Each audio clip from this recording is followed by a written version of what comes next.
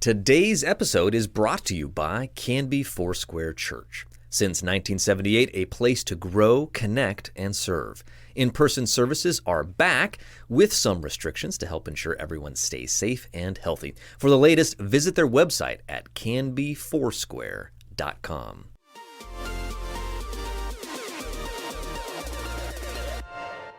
Welcome to Now Hear This Canby, your source for news. The threat of a possible teacher strike was avoided this week. There's a new, irresistibly cute creature winning over fans, and its name is Scootaloo. Sports.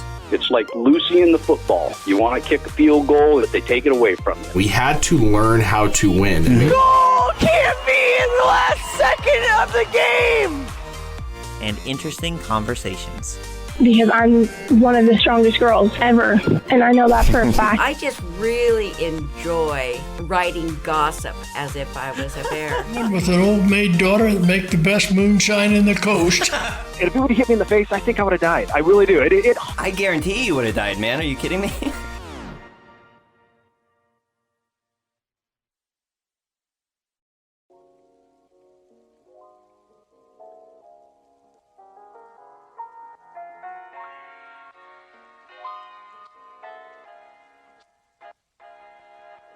Welcome to the Now Hear This Canby podcast. Thanks for listening. I'm Martina Baker, and this is what's happening this week in our community. A Canby resident and city councilor has filed a far-reaching public records request seeking copies of emails, text, and other documents from 4 other council members, including their correspondence with this media outlet and its representatives. January 20th records request by Councilor Sean Varwig sought any emails, documents, or text between Councilors Sarah Spoon, Chris Bangs, Greg Parker, and David Bajoran regarding the Canby Planning Commission and its members or potential members. He also requested all emails sent by one or more of those officials since November 1st, 2020, as well as any documents or text messages referencing himself, Council President Tracy Hensley, or Mayor Brian Hodson. Finally, he asked for all emails or other correspondence between the 4 and Tyler Frank, the Canby Current, and its associates. His original request also demanded all emails forwarded to the 4 councilors or to their spouses or significant others, but this was later retracted. Several of those involved referenced the request during the Canby City Council on Wednesday, February 2nd, the first being Bangs, who framed it as a politically motivated attack. The attacks have come in the form of 3 separate public records requests, he said, including the one from Varwig, plus a failed recall effort that also targeted Spoon last year. These are extraordinary measures, Bangs said. I don't believe a city councilor has ever asked for public records from another city councilor. This is normally something that the media might do in trying to get information. Under state law, public bodies can require those requesting public records to reimburse staff time spent on locating, reviewing, preparing, and, if necessary, redacting documents. City Recorder Melissa Bissett told The Current the estimated fee for Varwig's records request was $1,087.57. Still, Bangs characterized the charade as a waste of time that would be detrimental to the community. Spoon did not comment on the request during the meeting, but in a later statement to The Current, she said she has no problem complying with a public records request. I do take issue with my colleague responding to a failed vote with a meltdown and a public records request so vast and abusive in scope that it is costing him over $1,000 of his personal money, and staff indicated that they will have to shift the city's priorities to facilitate it, she said. It's an expensive, petty fishing expedition that will prevent the city from doing the work of the people. Leadership requires resilience, and what we should be doing when a vote doesn't go our way, as it has for all of us, is brush ourselves off, build bridges, and get back to work, not throw temper tantrums. In his comments at the meeting, as well as a later interview with The Current, Varwig stressed that he had made the request as a private citizen and not in his role as city councilor. While we are elected to serve, that does not take away the fact that we are also community members, and those who are also elected to serve still represent us, he explained. And when you lose trust in those who represent you, there are things like records requests to make sure they are on the up and up. If they're doing everything correctly, there should be no problem and no issue with the public records requests. That's why it exists. Warwick confirmed this week that he has not yet received any of the requested communications or documents. He said city staff estimated that the request would likely be fulfilled sometime in March.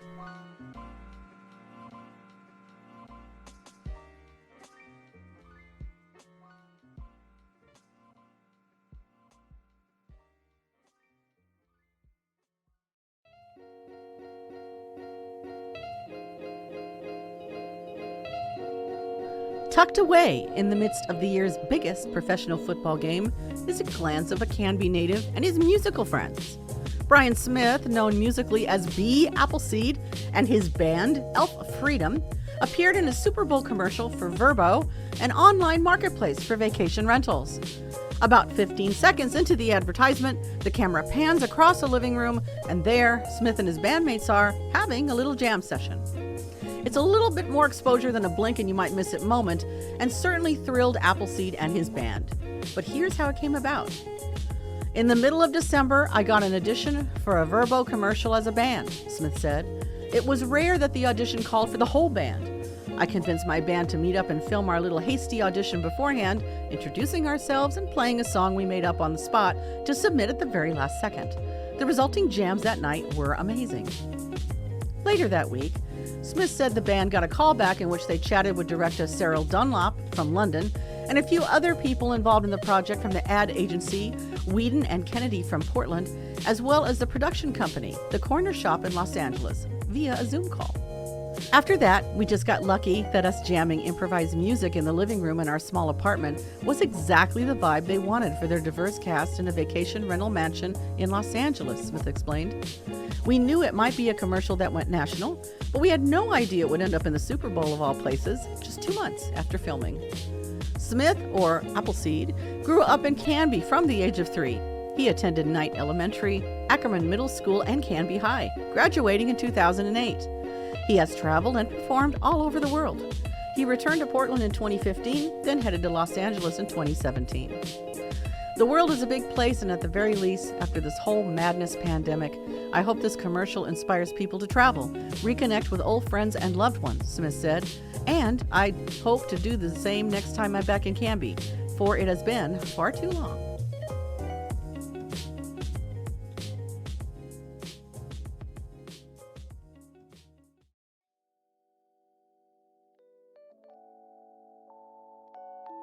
A new location for Clackamas County's only free health clinic has officially broken ground as Clackamas Volunteers in Medicine enters its next decade of serving the health needs of residents countywide who face systemic barriers in accessing care. Staff, education officials, commissioners, and community members gathered in front of Clackamas Community College's Oregon City campus on Friday, February 4th, to commemorate the first day of renovations on the new clinic to be, which will provide CVIM the space and resources to expand its services beyond what was available in its former building, roughly 2 miles north. At the new clinic on campus, which will include 7 exam rooms, CVIM volunteers will continue their mission of facilitating primary health care, lab services, optometry, and more to thousands of county residents, the majority of whom are low-income, uninsured, or underinsured, according to Executive Director Martha Spears. Of course, every patient brings their own story, but they all lack affordable access to health care, Spears said at the groundbreaking ceremony, adding that many of their patients are immigrants, seniors, single parents, and those between employment.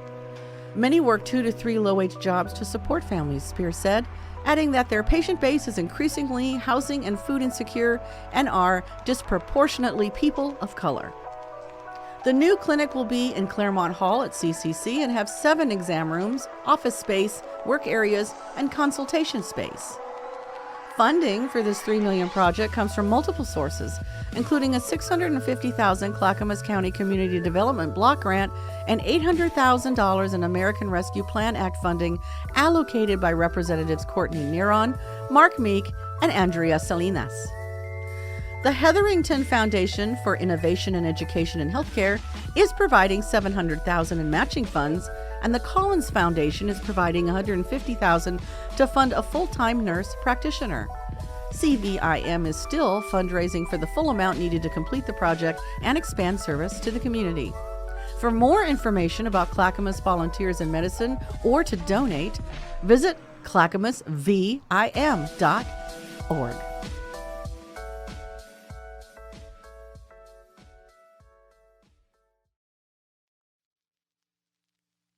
Canby Public Library will hold its third annual Canby Reads event Thursday, February 17th, and the community is invited to participate. This year's pick is The House in the Cerulean Sea by T.J. Klune.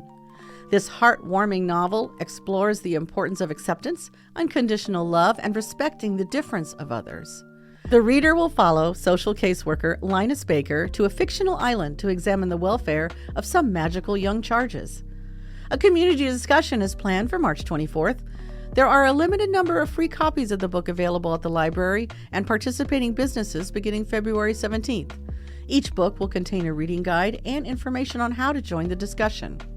The Canby Reads program is made possible by funding from the Friends of the Canby Public Library.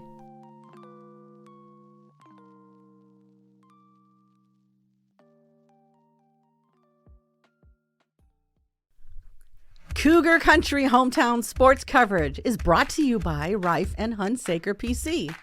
When you need an attorney, turn to the firm Canby has trusted for over 50 years. Call them today at 503-266-3456. For the latest sports news, follow us on Twitter at Cougar Country OR and Instagram at Cougar Country POD. The Canby Cougar wrestling team came out on top in the brutally competitive Three Rivers League circuit last week, claiming the conference title for the first time in years. Record-wise, the Cougs finished in a three-way tie with Westland and Tualatin, but got the nod by virtue of having won more matches throughout the season.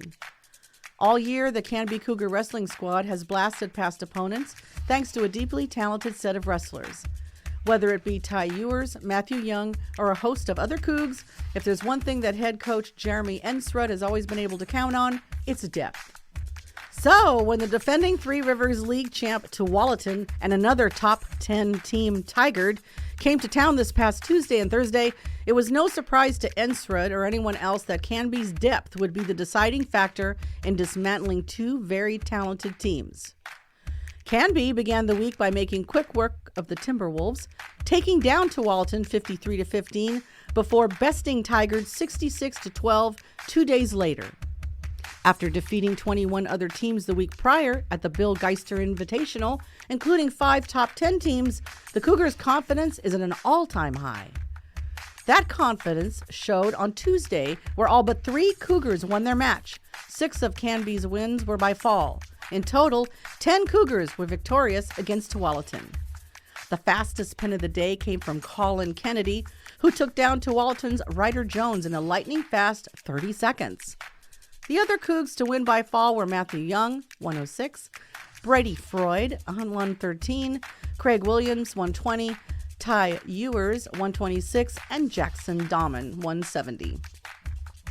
After dominating Tigard the following Thursday in a round where Canby won 9 matches by fall, the Cougs and their league opponents will have a chance at a rematch when it really counts, as the 6A Three Rivers League District Championships get underway Saturday at Oregon City High School.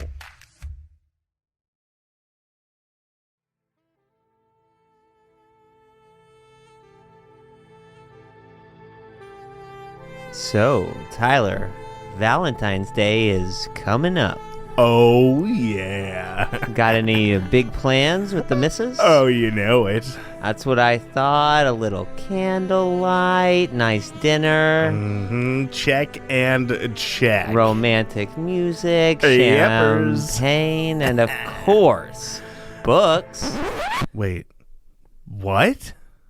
Oh, yeah, man. Ladies love books, and books are a great gift that show you value and appreciate everything about that special someone in your life, including their mind. Okay, I'm with you. One problem, though.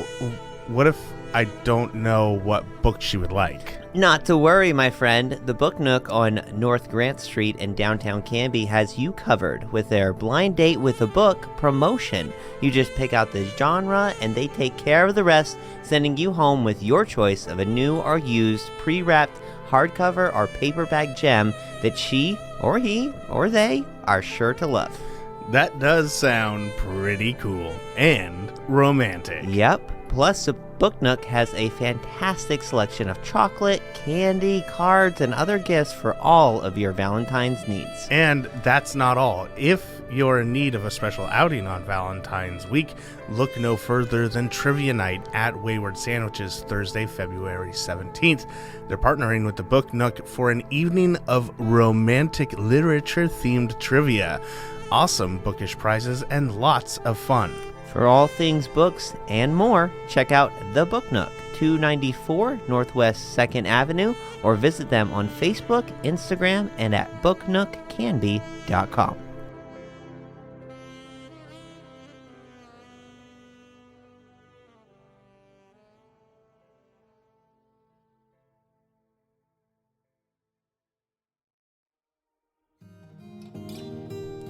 It's back. Hosted by the Canby Rotary Club, Canby's inaugural Daddy-Daughter Dance was one of the first local events to be postponed due to the onset of the COVID-19 pandemic in March 2020. Now, 2 years later, the need for parents, kids, families, and the community to come together, reconnect, and have a little fun is greater than ever. Here's Canby Rotary President and event organizer Ray Keene. So the Daddy-Daughter Dance is really just coming online at, I think, a really important time for the relationships that are really core in our community. When you think about opportunities to come together with a father and a daughter to connect, or other meaningful relationships, we're really open to all coming. So, when those relationships are kind of when they've been hammered the way that the last couple of years have, really impacted all of our relationships, I think it's really an important time for dads and daughters to be able to get together and do something that's really special. So join us for an evening of fun, food, magic, music, and of course, dancing from 6 to 9 p.m. Saturday, March 12th at the Ackerman Center in Canby. The night will include a chocolate fountain, refreshments, arts and crafts, a photo booth, a live magic show, and other surprises that are sure to amaze and delight the little princess in your life.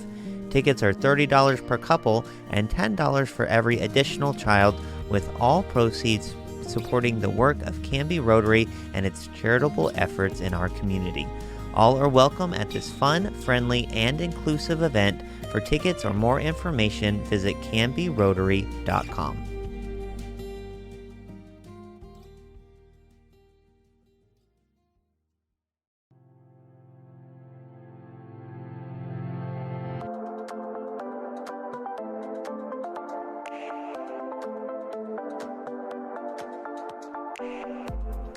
Right, well, we are delighted to now be talking with Jordan Turner. He is the new administrator of Marquis Hope Village Post-Acute Rehab and the Assisted Living Facility. Is that right? Correct. Awesome. Well, Jordan, welcome. Congratulations. Thank you. Thanks for having me. Yeah, absolutely. Tell us a little bit about yourself. What's your work background?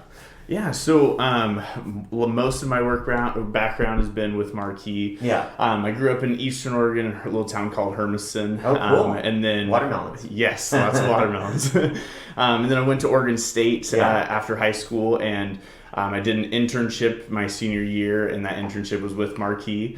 And after the first week or so of the internship, I was like, this is the industry, and these are the people I want to work with. Nice. And so what right did out you of college. Out doing there? So I was just an intern. Oh, so gotcha. Okay. Marquis has a really cool internship program where they allow you to just kind of see the inner workings of a skilled nursing facility. Wow. You spend some time in each department learning about them and just kind of how all the gears fit in and work together to make the facility run. That's really interesting. Do other places in this industry do stuff like that, or is that pretty unique? A lot of places in the industry do have an internship. I think ours is the best at not just teaching you how to be an administrator, but teaching you what housekeeping does, what they do in the dish pit in the kitchen, and just kind of all aspects of it.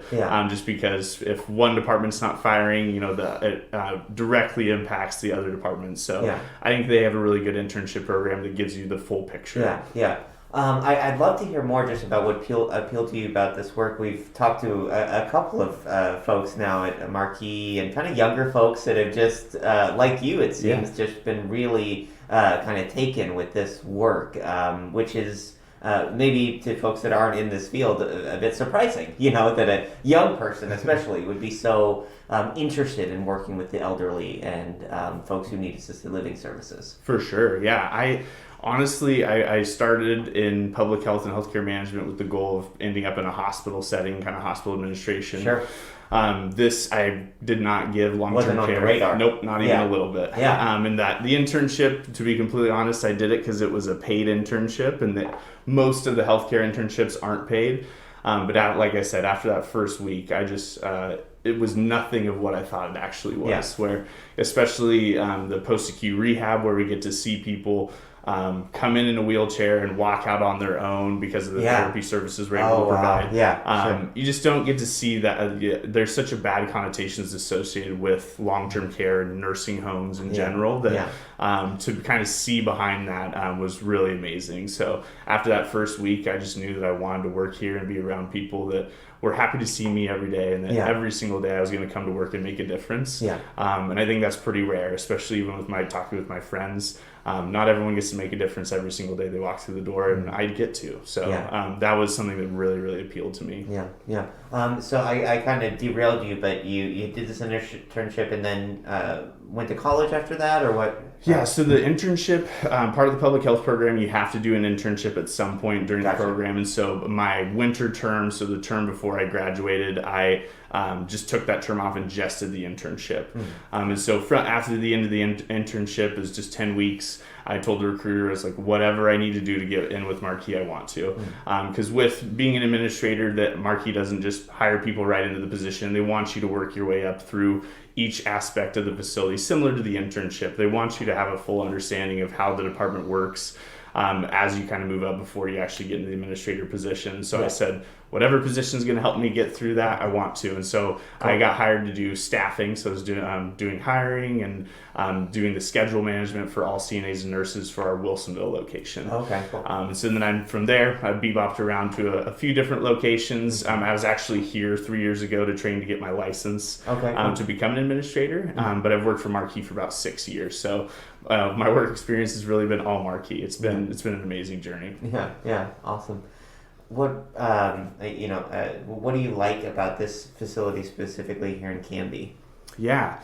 So, like I said, I grew up in Hermiston, so smaller town, and Canby reminds me a lot of Hermiston, and it's very similar. Hermiston's quite small, right? It's like 18,000. Oh, okay. Yeah, so it's actually Canby then. So sorry, I thought it was it's totally fine. Really small. Yeah, and it's grown a lot since that. When I left, there was about 12,000. Okay, so it's grown quite a bit in the last few years. But it reminds me a lot of that, and I just as of kind of further I get away from Hermiston and out of college, I realized that growing up in that small town community has been something that's been really big to me, and the community here in Canby is awesome. I love being able to go to Cutsforth and walking through and people know who I am or they recognize me. It's just, there's something about that you don't get. The name tag helps. The name tag, it does help. That's every now and again I'm like, wait, do you actually know me? Have to take it off to double check. Yeah, there you go. Yeah, exactly. But it's just nice going where people know your name and they kind of know who you are and you're not just someone else just walking around. So that's probably been the coolest thing about Canby. But then specifically here at Hope Village, we have a lot of longevity. I mean, Marquis in general, we have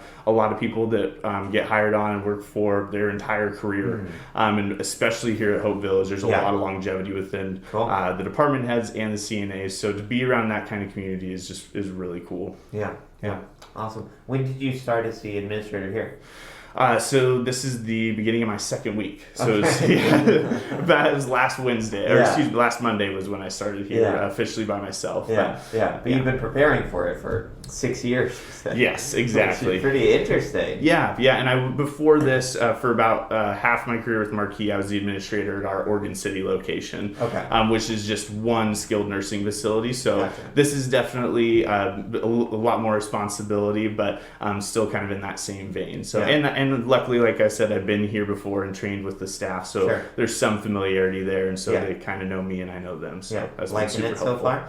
Loving it. Yeah, it's awesome. It's just, like I said, a great community to be a part of, and they're just a really solid team. So I'm really lucky to be here. What did the residents think? Have they been teasing you or hazing you?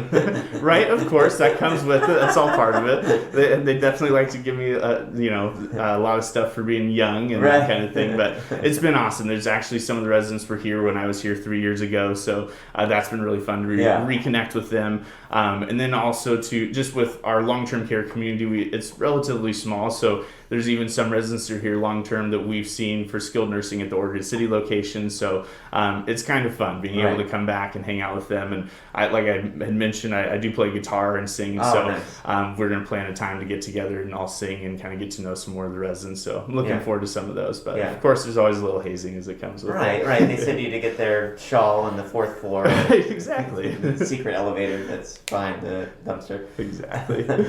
I was going to ask you, what does an administrator do at a facility like this? Yeah, it's a great question. And that's what one of those like vague job titles. It could do like anything. Exactly. And that's over the course of 6 years. Right, exactly. I just run. And that's something I've been trying to figure out an answer to for a long time. The best way that I've been able to describe it is really the facility is a 24-hour facility, and my job responsibility is to make sure that we adhere to all the local, state, and federal regulations that we have to adhere to. Mm-hmm. That's the most basic thing that I have to do. Gotcha. So with that, you wear many hats. Whatever's needed. Those touch a lot of different aspects. Those touch employees. Those touch resident care. That touches medication, probably. All kinds of things. Yes. Lighting, airflow. Exactly. Security. Everything that we do is regulated, and we're held to some standard. There's very rarely something that we do here just because we want to do it. We do it because of there's this that we're adhering to or something like that. And they're always changing. And exactly. Yes. And COVID has created quite a bit of whiplash with that of one day this, next day this. And even sometimes it being different at federal or state level. Exactly. And so that's created a huge challenge, but I think that's probably at the most basic level. I'm here to make sure that we're sticking to the rules we're supposed to follow.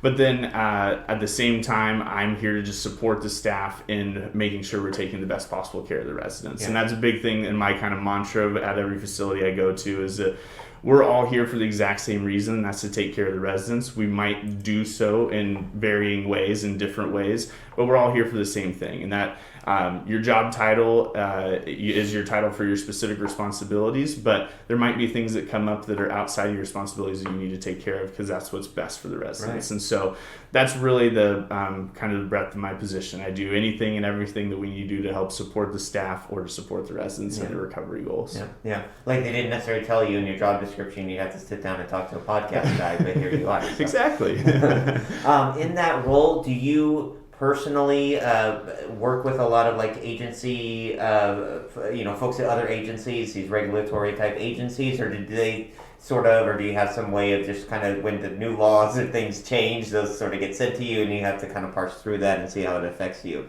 Or is it, I guess, a little bit of both? Yeah, it's a great question because that's, I think, probably one of the biggest challenges, especially during COVID, has been those regulations coming out. Yeah.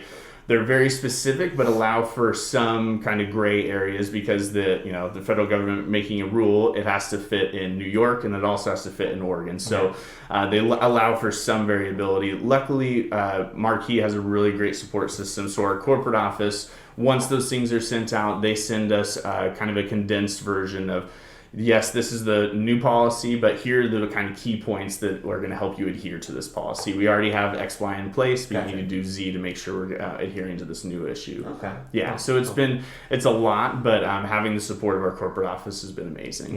Yeah.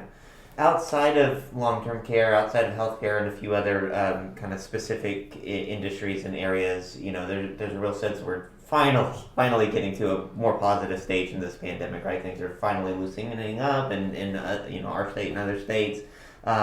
Is there that I know long-term care and healthcare, mask mandates and things aren't going away, right away or anything like that. But is there a sense things are kind of getting a little better, or are we kind of at a place where no, this is a vulnerable population, we're probably going to stay in this for the foreseeable future? Yeah, so I think that, it's exactly that. It's really hopeful, and I think the team is hopeful too here that to see the mask mandate being dropped out in the community is awesome. Because community spread is a big factor about what gets in here. Absolutely. Yeah, absolutely. The community that you're in was one of the biggest indicators of whether you had an outbreak within your facility during the pandemic. And I think that having that community spread slowed down, while yes, we still have to be masked up in N95 and face shields here, it definitely eases some of that, knowing that, okay, yes, life is starting to return to normal. Maybe, at work we're still having to do some things, but outside life is starting to return to normal. I think it's been a huge help in just kind of boosting morale to the team to kind of see some of those things and just some actual light at the end of the tunnel.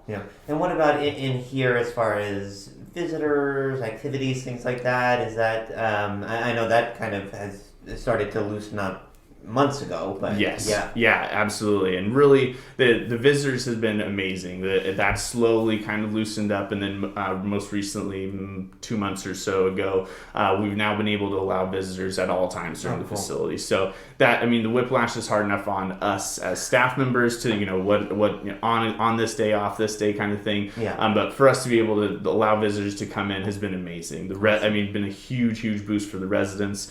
It was hard enough to go through all this while not also isolating people, but that's been probably the biggest thing that we've seen is the visitors coming back, and just the smiles on the faces of the residents has been really awesome. Awesome. Well, that's all the questions I had for you, Jordan. Perfect. Is there anything else that you'd like to share? No, I don't think so. I'm just really excited and really happy to be part of the Canby community, and I'm looking forward to being here for a long time. Awesome. Thanks, Jordan. Absolutely. Welcome.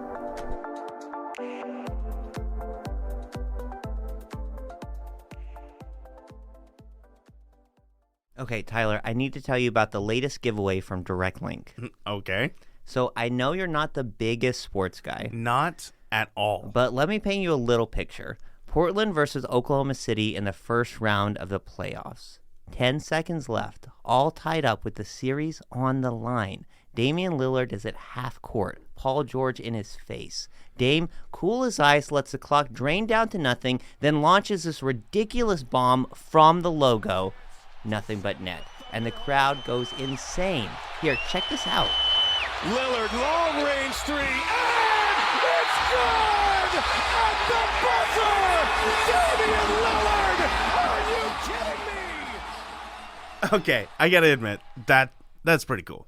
Can you imagine being there? I know, right? Well, thanks to our friends at Direct Link, Canby's local reliable internet provider, you can. I can? Yes! Well, no, actually, you can't. But one of our listeners can. Oh, well, okay. That's because we're giving away 2 100-level tickets to the Blazers versus San Antonio on March 23rd.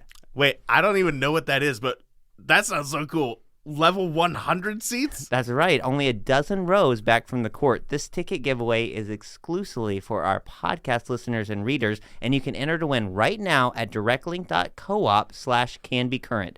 The giveaway will end on March 2nd, and the winner will be randomly chosen that day. Okay, but I do have one serious question. Okay.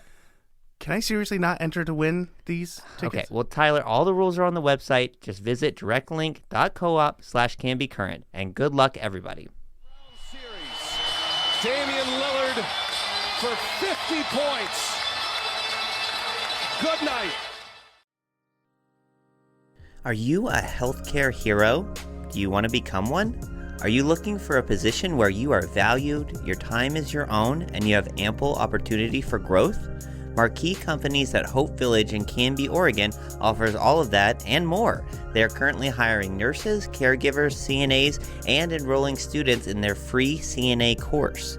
From competitive wages and up to $25,000 tuition reimbursement to flexible schedules and the opportunity to make a positive impact on someone's life, Marquis at Hope Village is the right place for you. Take your career to the next level and apply now to become a valued team member at Marquis at Hope Village in Canby. To learn more or apply today, text CURRENT, that's CURRENT, to 888-906-3432. Canby Then is brought to you, as always, by Retro Revival. They are not your average antique shop, and they're open daily. You can find them on the corner of Northwest 3rd and Grant Street here in downtown Canby.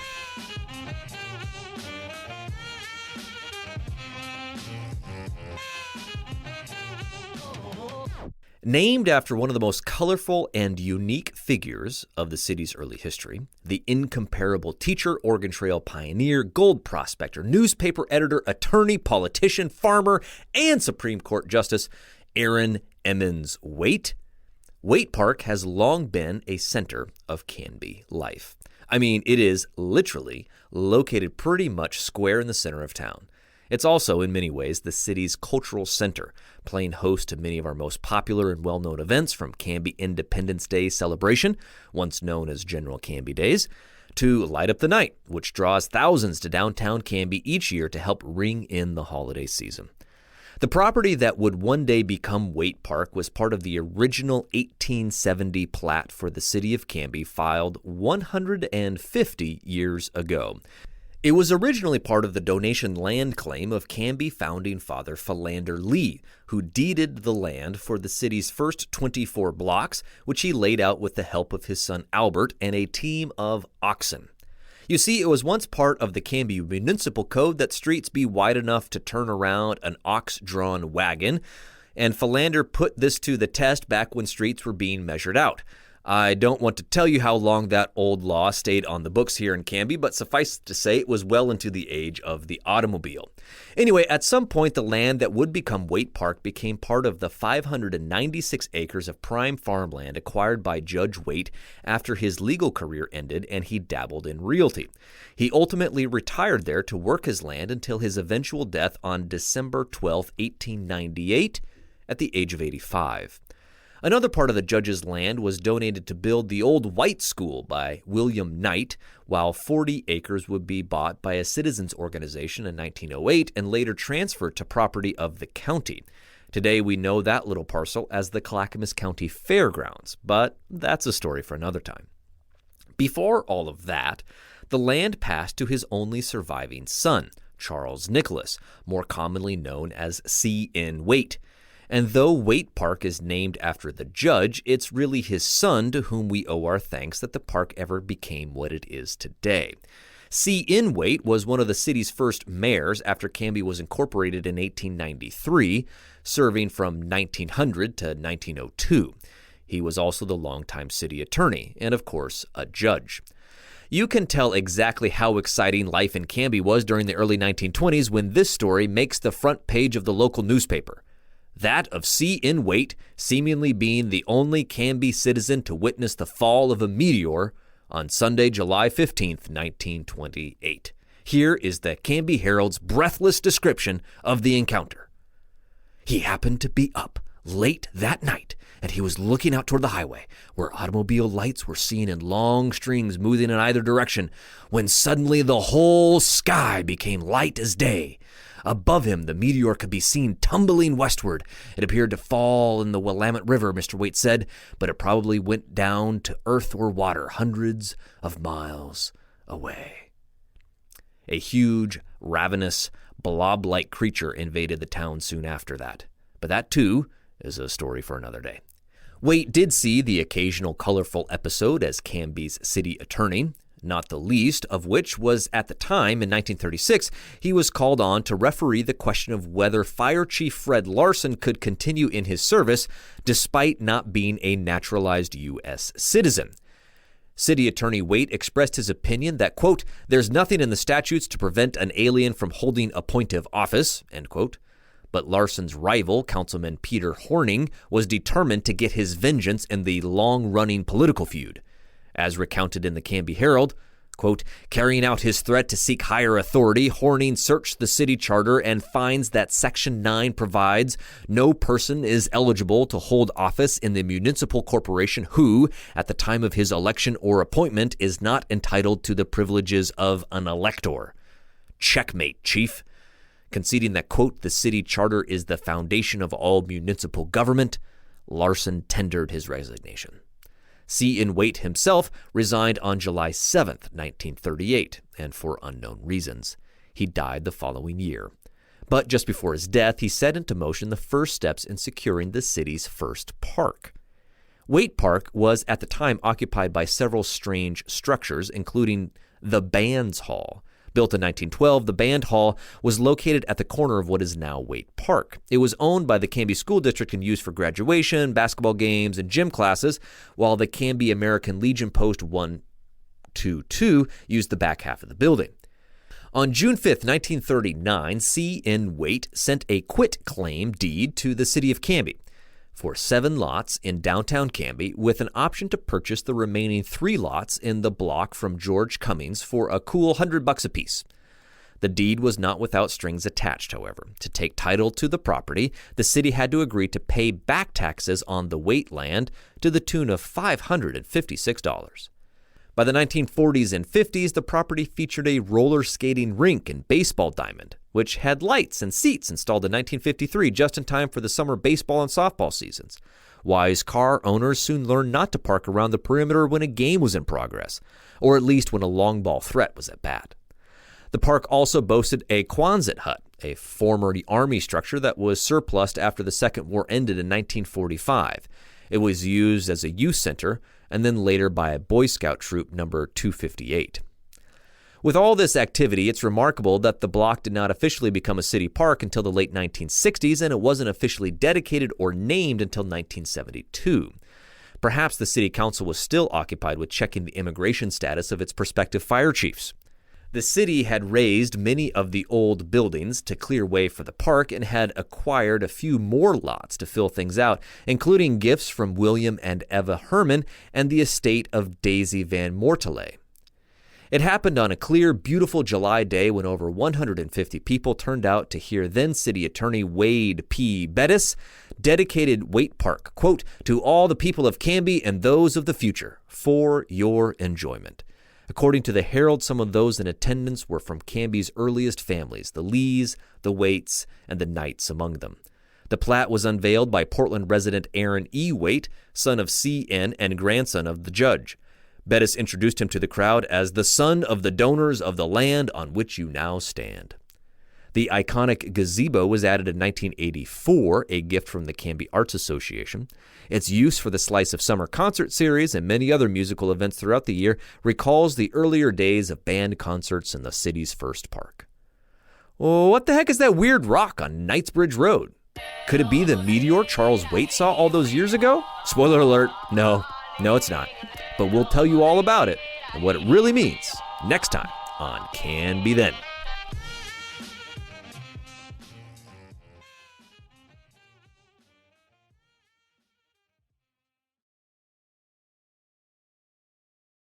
And now, a message from Donna Ellison of Ellison Team Homes. Hi, everyone. I wanted to take this moment to invite you personally to come and hang out with us for our end of season client event. It's a thank you to all the wonderful people we've done business with, as well as a welcome to a lot of our community. I'm doing this in partnership with Vanessa Zimmerman team at Academy Mortgage. It's just kind of our way of saying thank you. We've really enjoyed getting to know you, doing business with you, etc. We'll be outside. We're sensitive to the fact that we're in COVID, still dealing with that. So it will be spread out. People will have room to breathe and sit and walk and talk. Reckless Company, if you've never heard them before, they're awesome. They're going to be playing. We'll have TMK here. I can't wait to try the corn dog. I've been waiting like 2 years to try this corn dog. So it looks amazing, and I've heard it's amazing, and I think there's quite a following. Also, they'll have all kinds of other food. We'll have beer and cider. Everything's hosted, of course, as a thank you. Again, it's for our clients. It's for our community. We really, really want to come and celebrate. We'll have swag for you, all kinds of fun things for the kids. We hope to see you on 9/16 from 4 to 8 in the afternoon. Tyler, did you know that the Australian lyrebird can mimic any sound that it hears, even chainsaws? No, that's super interesting. Did you know that a baby puffin is called a puffling? Or that baby sea otters can't swim, so their moms wrap them up in pieces of kelp until they learn how to paddle? Wait. Do you know any trivia that isn't like animal related? Not really, but here's some stuff you may not know about the Wild Hare Saloon, where Canby goes to eat and have fun. Okay. The Wild Hare is one of Canby's longest running locally owned restaurants. Owners Joan and Darren Moden have been in business for 16 years. That's cool. Yeah, heck, you were just a baby back then. And, Wait, what? And they love to give back. They've been members of the Canby Chamber for that long, and they donate over $20,000 to local sports, FFA programs, and civic organizations each year. Wow, I'm legitimately caught off. That's cool. Yeah. They also support more than 30 jobs in the community through their award-winning staff, some of them as young as 18. Hey, that's older than you are. Dude, I'm 10 months younger than you. With the days getting longer and the weather getting warmer, the Canby Wild Hare's expansive outdoor patio is the place to be. Furry friends welcome. Well, that sounds great. I'm going to go check them out just off of Highway 99E next to the Space Age in Canby at 1656 Beaver Creek Road in Oregon City, or on their website at thewildharesaloon.net. Now Hear This Canby is produced by me, Tyler Clausen. Our content director and star reporter is Tyler Frankie. And of course, our show is edited by Cameron Clausen. We also feature the vocal talents of Joy Struby and James Walden, so a round of applause to them. The song that you're hearing right now is Canby by singer-songwriter Olivia Harms, used with her permission. To find more work from her, you can visit her website olivia13.com. Now Hear This Canby is dedicated to preserving independent local journalism and redefining local news with our fun, fresh, and energetic brand of storytelling. Our sincere thanks to our local sponsors who make this show possible.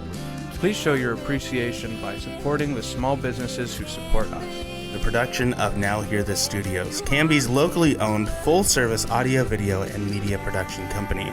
Our mission is to produce the best content in the universe, and we'd love to help you do it. Find us online at nhtstudios.com.